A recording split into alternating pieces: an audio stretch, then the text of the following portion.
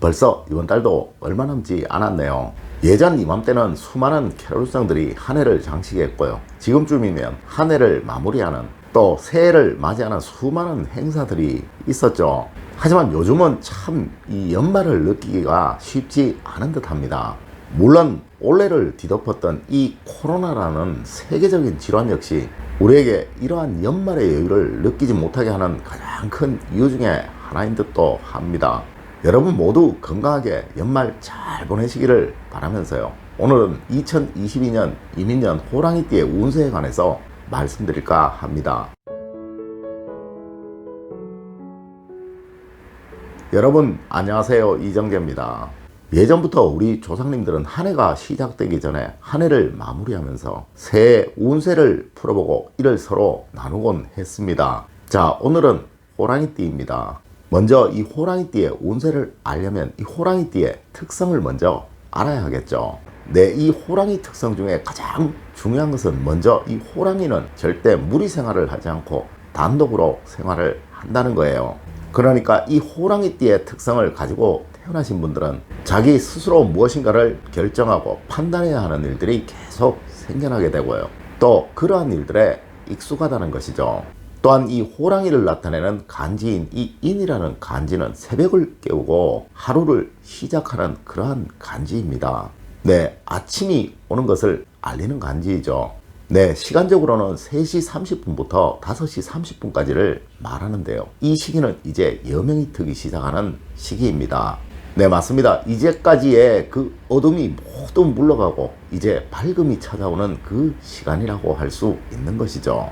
그러니까 이 호랑이띠의 특성을 가지고 태어나신 분들은요, 새로운 곳에 적응하는데 참 익숙하시고요, 무엇인가를 시작하는 기운에 아주 강한 그런 특성을 가지고 계시다는 거예요. 또한 이 인이라는 간지는 봄의 시작을 알리는 간지이죠.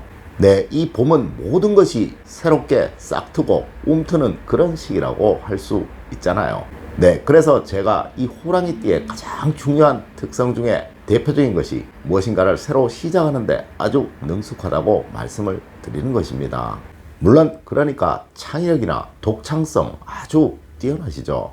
또한 생명력이 왕성하고 꾸준하고 추진력이 아주 강한 그러한 특성 역시 가지고 계시는 거예요. 자, 이제 2022년 호랑이띠 분들은 과연 어떠한 운세를 가지고 살아가게 되실지 이제 알려드리도록 하겠습니다. 먼저 50년 경인년생입니다. 이 경인년생에게 다가오는 이민년은 사주학적으로 식신과 편제라는 해석이 만들어지는 한 해입니다. 네, 이는 판단력과 변화에 대한 고민을 말하는 것이고요. 또한 흘러다니는 재물과 건강을 의미하는 것입니다. 하여 올해는 늘 건강 문제와 재산의 변동에 관한 문제로 고민해야 하는 일들이 많이 생기실 것이라는 거예요. 먼저 재물운입니다.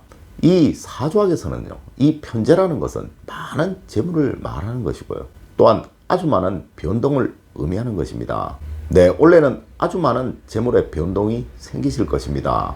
물론 여러분들이 기존에 많은 재물을 가지고 계신 분들이시라면요, 나가는 재물이 많을 것이고요, 또한 여러분들이 그리 많지 않은 재물을 가지고 계신 분들이시라면 아주 많은 재물이 들어오게 될 것입니다.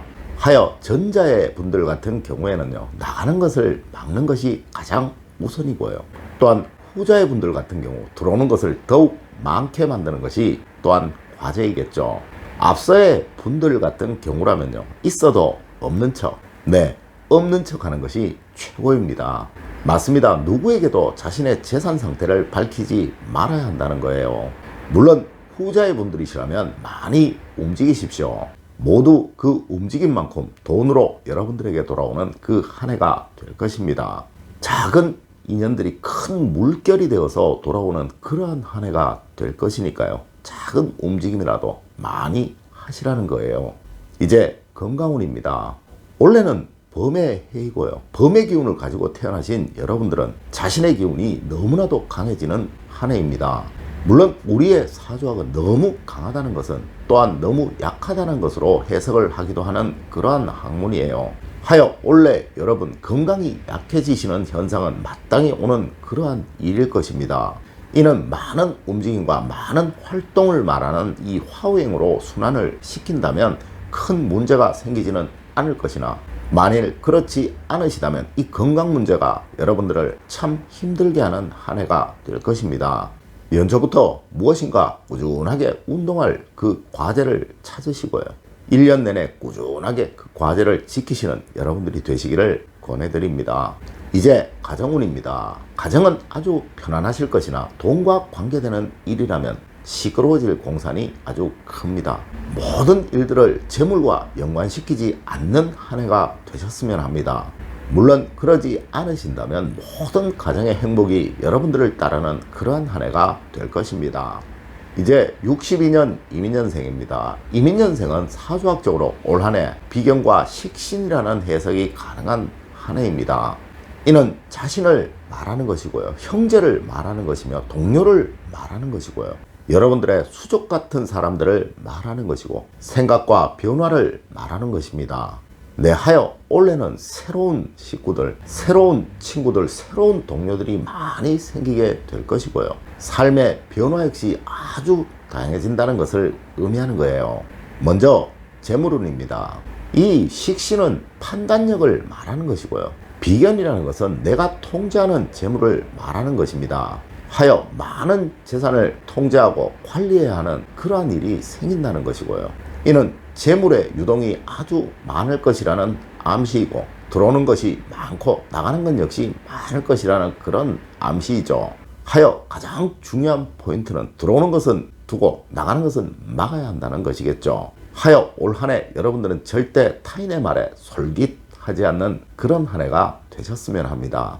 특히 이것이 돈 문제라면 더욱 더하겠죠. 올 한 해 여러분들의 판단이 아니시라면 귀 막고 눈 막는 그런 한 해가 되셨으면 합니다. 방금 말씀드린 이 말 꼭 지키신다면 아마 연말에는 정말 많은 돈을 관리하고 통제하고 계시는 여러분들을 발견하게 되실 것입니다. 이제 건강운입니다. 아마 건강은 원래 많이 약해지실지도 모릅니다. 올해를 나타내는 이 비견이라는 것은요, 스스로를 말하는 것이니 올해는 무조건 건강 조심입니다. 하여 작은 문제라도 병원을 자주 찾으시는 여러분들이 되시길 권해드립니다. 물론 꾸준한 운동과 자기관리, 이거 너무 중요한 한 해라는 거 여러분들에게 꼭 알려드립니다. 올 한 해는 꼭 건강 조심하셨죠? 이제 직업운입니다. 여러분에게 올 한 해 직업운은 유독 좋습니다. 새로운 일이 생기고 새로운 동료가 생기고 새로운 활동들이 많이 만들어질 거예요. 새로움을 받아들이도록 하십시오. 무조건 모든 것이 좋아질 것이고 잘 풀려나갈 것입니다. 하지만 단 한 가지, 너무 자신을 내세우지는 마세요. 원래는 아무래도 비견이 너무 강한 해이고요. 이 비견은 스스로의 아집을 말하는 것입니다. 스스로를 숨기는 한 해가 되셨으면 합니다. 다음은 가정운입니다. 가정운 역시 이 직업운과 마찬가지로요. 스스로의 아집이 모든 것을 해야 하는 그런 한 해가 될 거예요. 하여 무조건 양보입니다. 배우자에게도 양보, 자식에게도 양보, 이 양보라는 키워드가 올 한 해 여러분에게 만복을 주는 열쇠가 될 것입니다.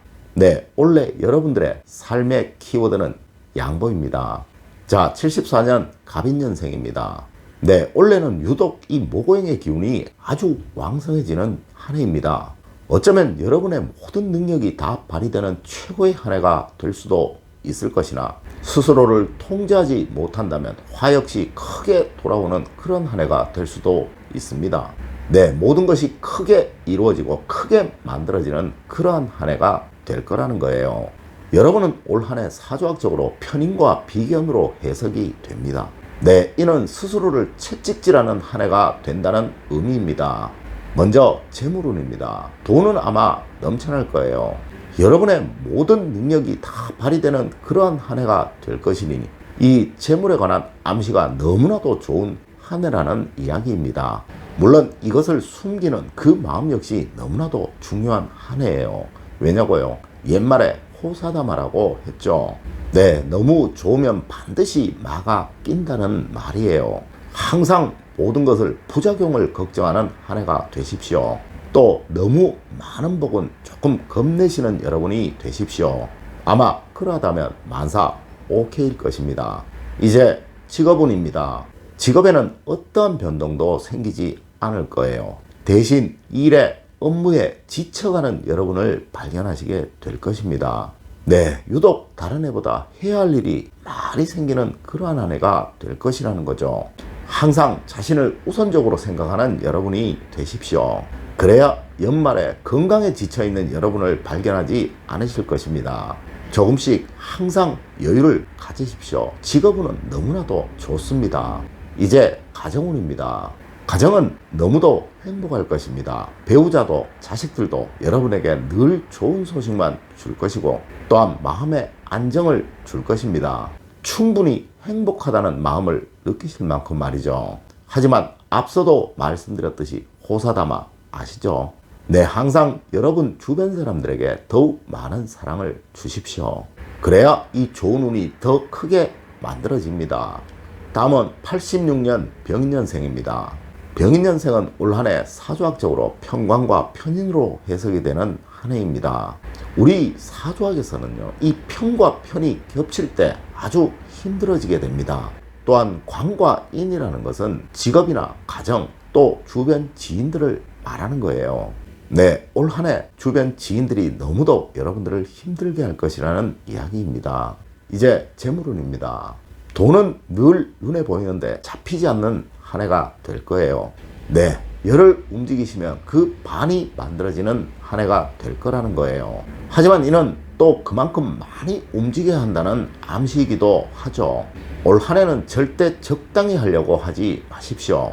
끊임없이 갈구하시고 원하시도록 하십시오.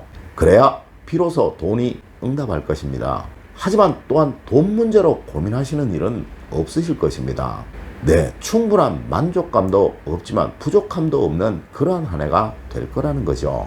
이제 직업운입니다. 직업은 아마 틀림없이 너무나도 바쁜 한 해가 될 것입니다. 물론 많이 움직이셔야 하겠지만 너무나도 바쁜 일로 업무로 인해서 참 지치기도 하실 것입니다. 하지만 이것이 올 연말에는 모두 보상이 될 것이니 많이 움직이세요. 이제 가정운입니다. 가정의 운은 여러분의 의지만큼 오는 그런 한 해가 될 것입니다. 아마 올 한 해 여러분은 직업이 힘들면 가정이 편하고 가정이 힘들면 직업이 편한 그런 한 해가 될 거예요. 물론 저라면 열심히 일하는 한 해가 되어서 가정이 편안하게 만드는 그 선택을 할 것입니다. 네, 그 선택은 여러분들의 몫입니다. 자, 오늘은 이민년 호랑이띠 분들의 운세에 관해서 말씀을 드렸습니다. 대체적으로 올해는 아주 좋을 것이나 이는 틀림없이 봄을 넘기며 모든 것이 만들어지고 이루어질 것입니다. 올 한 해 여러분들의 모든 기운 다 발휘하시는 그런 한 해가 되시기를 기원드리면서 오늘의 이야기를 마칠까 합니다. 여러분 긴 시간 감사드립니다.